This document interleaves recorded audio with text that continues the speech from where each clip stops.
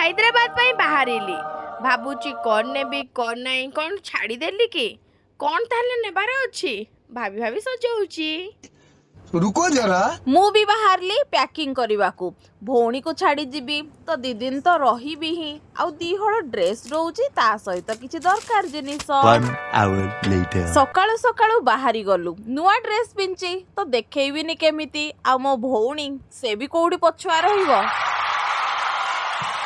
ନୂଆ ଡ୍ରେସ୍ ଦିଦି ବି ପିନ୍ଧିଛି ଆଉ ମୁଁ ବି ପୋଜ୍ ମାରିକି ଭାବିଲୁ କି ସୁନ୍ଦର କିଏ ବେଶୀ ଦେଖାଯାଉଛି, ହେଲେ ଲାଷ୍ଟରେ ପ୍ରମାଣ ହେଲା ମୁଁ ହିଁ ସୁନ୍ଦର ଦେଖାଯାଉଛି, ମାନେ କିଛି ସ୍ମିତା।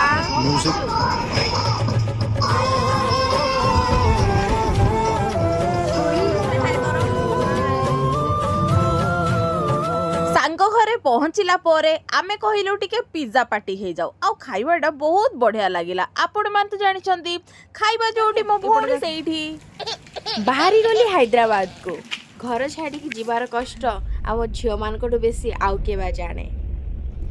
ସବୁ ଛାଡ଼ିକି ବାହାରିଲି। ବସ୍ରେ ବସିଲା ପରେ ସ୍ୱାମୀଙ୍କ ସହ ପୋଜ୍ ମାରିଲି। ବସ୍ଟା ଆପଣମାନଙ୍କୁ ବି ଟିକେ ଦେଖେଇଲି। ମୁଁ ଖୁସି ହେଇଗଲି।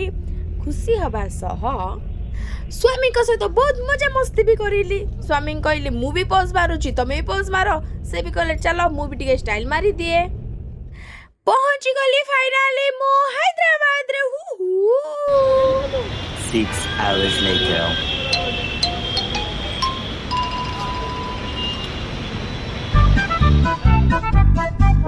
ମୁଁ ତ ହାଇଦ୍ରାବାଦରେ ରହୁଛି।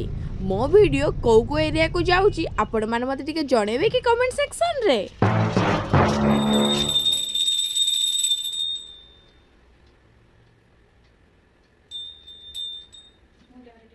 ହାଇଦ୍ରାବାଦରେ ପହଞ୍ଚିଲା ପରେ ଠାକୁରଙ୍କୁ ମୁଣ୍ଡିଆ ମାରିଲି, ଶାଶୁକୁ ଏଇଠି ପ୍ରଣାମ କରିଲି ଏବଂ ଯାଉଛି ବ୍ରସ୍ କରିବି, ଫ୍ରେଶ୍ ହେବି, ଖାଇବି। ପ୍ରବଳ ଜୋରସେ ଭୋକ ଲାଗିଲାଣି। ଘର ପୁରା ସାଇଜ୍ ହେଇକି ଅଛି। କମେ 3 ମାସ ହେଲାଣି ଆମେ ଏଇଠି ନଥିଲୁ। ତ ଚାଲ ଫ୍ରେଶ୍ ହେଇଯିବା, ପେଟ ପୂଜା କରିବା। ବାଲକୋନିରେ ବି ଟିକେ ଦେଖିଦବା, ଘରକୁ ଯଦି ଆସିଛେ ତ ସବୁ ଟିକେ ଟିକେ ଦେଖିଦବା।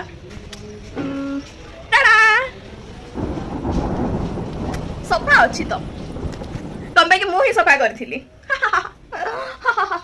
ବ୍ରସ୍ କରିବା ବ୍ରସ୍ କରିବା ବ୍ରସ୍। ବର୍ଗର ଆଉ shawarma ମୋର ଆଜିର ସ୍ନାକ୍ସ ଏଇଟା, ଯାହାକି ମତେ ବର୍ଗର ବହୁତ ପସନ୍ଦ।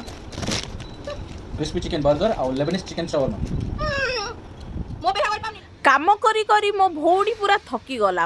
କାରଣ ଘରଟାକୁ ଏତେ ଅପରିଷ୍କାର କରିଥିଲା ଯେ ଘର ସାରା ଅସରପା ଝିଟିପିଟି ସମସ୍ତେ ଚାଲୁଥିଲେ। ସେଥିପାଇଁ ସେ ଲାଜରେ ତା ମୁହଁ କାହାକୁ ବି ଦେଖେଇ ପାରୁନି। ଦେଖୁନାହାନ୍ତି ତା ମୁହଁକୁ।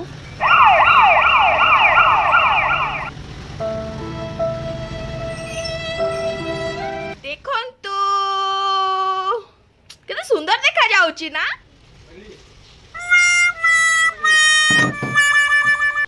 ସ୍ୱାମୀ ଯାଇଛନ୍ତି ବାହାରକୁ ଆଉ ମତେ ଭୋକ ଲାଗିଲା ତ ଭାବିଲି ଖାଇବି ତ ଖାଇବି କ'ଣ।